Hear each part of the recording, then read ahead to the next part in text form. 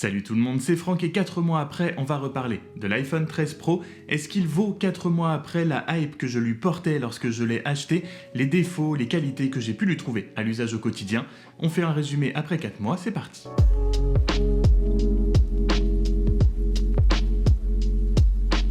Et oui, déjà 4 mois que la dernière lignée d'iPhone est sortie. J'avais choisi l'iPhone 13 Pro. Si vous vous souvenez bien, quand je vous avais fait la review, j'étais très hypé puisque je l'avais même nommé l'iPhone presque parfait. Est-ce qu'il vaut toujours ce titre après tout ce temps, après l'utiliser beaucoup, tous les jours? La réponse est oui, mais on va détailler. Vous allez voir, il y a quelques petits trucs quand même que je me suis rendu compte à force d'utiliser. Mais globalement, on commence comme toujours sur le design. Je ne m'en lasse absolument pas. Cet iPhone 13 Pro en bleu Sierra notamment est absolument magnifique. Mais oui, donc ce design carré, je ne m'en suis pas du tout lassé. J'adore. Le bleu est absolument incroyable. C'est d'ailleurs pour ça que je n'ai qu'une coque transparente pour pouvoir profiter de la couleur de mon iPhone. Les caméras sont effectivement très grosses. Ça, par contre, on continue de le remarquer même 4 mois après. Surtout si vous ne mettez pas de coque à votre téléphone, dès que vous le posez sur une table ou quoi que ce soit, vous allez très vite sentir la taille du bloc photo. La couleur tient très bien comme on peut s'y attendre et notamment grâce à la finition mat du dos, pas de traces de doigts, pas d'empreintes. Il n'a pas de rayures même s'il passe la majorité de son temps hors de sa coque. Les rails, les bords en acier inoxydable sont toujours parfaits eux aussi, mais le matériau il fait évidemment pour beaucoup. Eux par contre sont vraiment un aimant. À empreinte digitale, il faut le nettoyer souvent si vous voulez pas que ce soit un petit peu moche et que vous ayez des empreintes un petit peu partout sur votre téléphone. Mais comme je vous l'ai dit, c'est aussi un gros téléphone qui pèse son poids et ça on le sent tous les jours dans sa poche. Je ne remarque plus ce poids à force de l'utiliser tous les jours évidemment, mais dès que je prends le téléphone de quelqu'un d'autre, celui de ma copine par exemple qui est un iPhone 13 tout court, la différence se sent immédiatement. Et d'ailleurs le fait d'avoir des petites mains avec un si gros téléphone, il y a quelque chose qui m'arrive très souvent qui est un petit peu pénible, c'est que quand je le prends dans ma main pour l'utiliser et que je le serre fort pour être sûr de ne pas le faire tomber, j'ai l'intérieur de ma paume de main en dessous du pouce qui vient appuyer sur l'écran et l'iPhone souvent considère ça comme une pression. Donc ça m'arrive parfois de vouloir cliquer sur quelque chose, de vouloir taper et que ça ne déclenche pas tout simplement parce qu'il considère que la paume de ma main touche l'iPhone et que c'est déjà un touch, donc il annule le reste. C'est un petit peu pénible, donc il faut parfois que je change la façon dont je veux l'utiliser et notamment quand je veux utiliser le QuickType sur l'iPhone, quand je slide sur le clavier pour pouvoir taper un message, c'est là que ça m'arrive le plus, ça l'induit beaucoup en erreur ou alors ça m'annule complètement des saisies.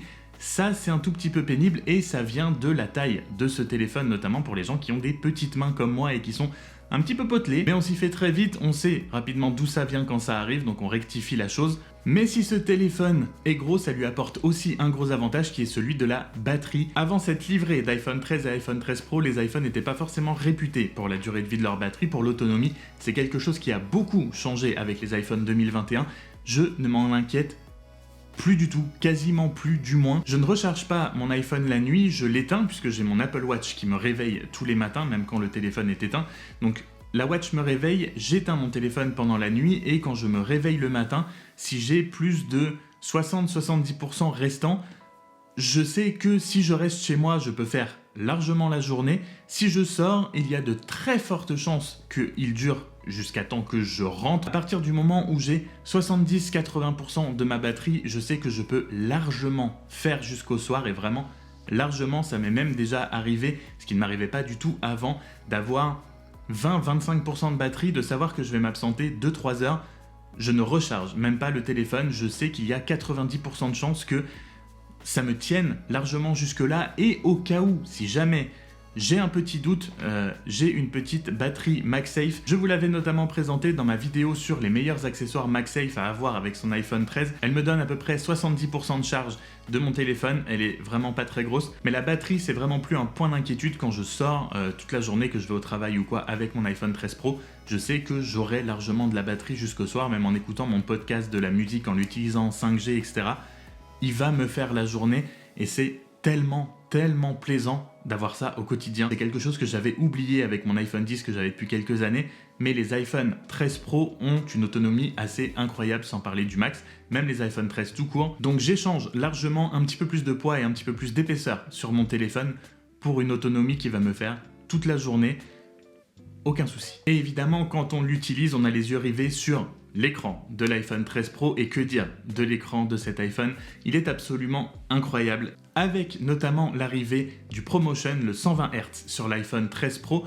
Je sais que c'est quelque chose qui fait beaucoup débat, oui, ça se voit quand on vient d'à 60 Hz, oui, on s'y habitue très vite, et donc c'est pas quelque chose qui se remarque forcément au quotidien, mais c'est un petit peu comme le poids. Dès qu'on prend un autre téléphone qui n'est pas 120 Hz, on va très vite remarquer la différence, mais tout est absolument fluide, rapide, c'est un bonheur à utiliser. Quand je vais scroller mon feed Twitter, mon feed Instagram, les animations d'ouverture et de fermeture des applications, etc. Bref, tout est mais vraiment fluide, il n'y a aucun bug, il n'y a aucun lag, c'est incroyable. Et on parlait juste avant d'autonomie.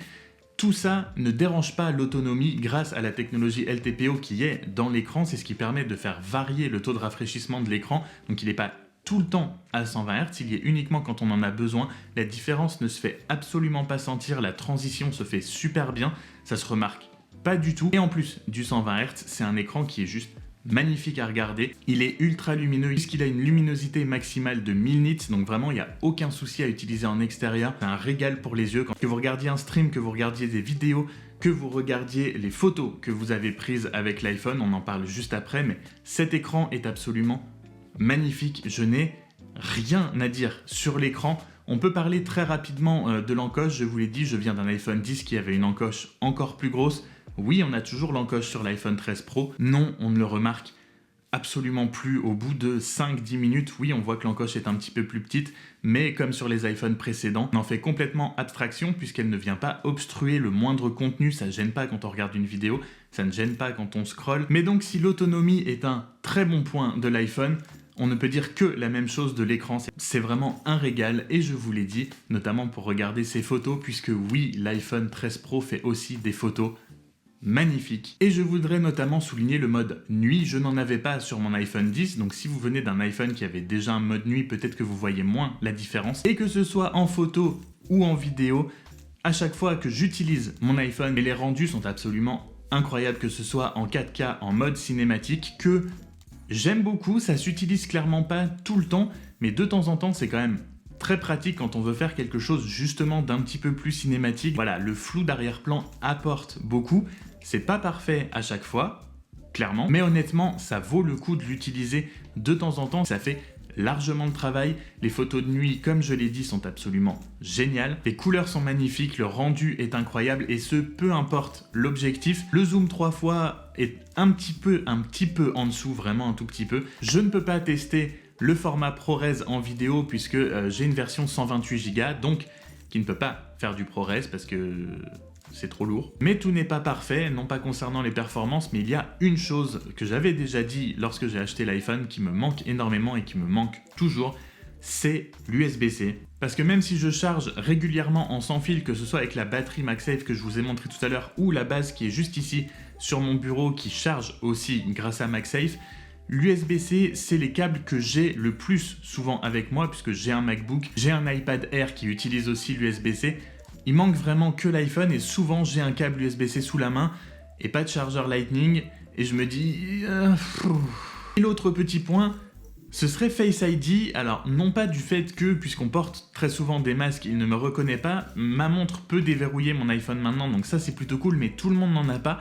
Mais même sans masque, je trouve que Face ID est assez lent, tout simplement comparé à un capteur d'empreinte sous l'écran par exemple. Alors oui, je sais, c'est plus sécurisé, mais c'est long quand même. Je m'étais dit justement en passant de l'iPhone 10 qui avait la première génération de Face ID à l'iPhone 13 Pro qui a la deuxième version qui n'a pas été améliorée maintenant depuis quelques années, je me suis dit je vais quand même voir une différence.